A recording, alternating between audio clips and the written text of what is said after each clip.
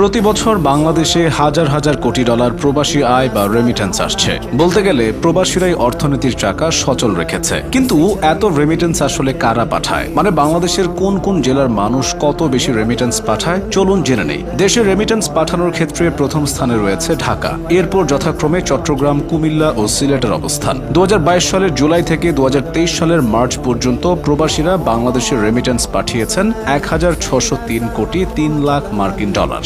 এর মধ্যে ঢাকার প্রবাসীরা রেমিটেন্স পাঠিয়েছেন 522 কোটি 54 লাখ ডলার। চট্টগ্রাম জেলার প্রবাসীরা পাঠিয়েছেন 116 কোটি 76 লাখ ডলার। চট্টগ্রামের বহু মানুষ প্রবাসে থাকে। এছাড়া কুমিল্লা জেলার প্রবাসীরা পাঠিয়েছেন 95 কোটি 24 লাখ ডলার। এই তিন জেলার পাশাপাশি সিলেটের প্রবাসীদের কাছ থেকেও বাংলাদেশ প্রচুর পরিমাণে রেমিটেন্স পায়। ফেনী ও ব্রাহ্মণবাড়িয়ার প্রবাসীরাও প্রচুর রেমিটেন্স পাঠায়। 2023-24 অর্থ বছরে প্রবাসী আয় দাঁড়িয়েছে 23.91 বিলিয়ন ডলার, যাকে রেকর্ড বলা যায়।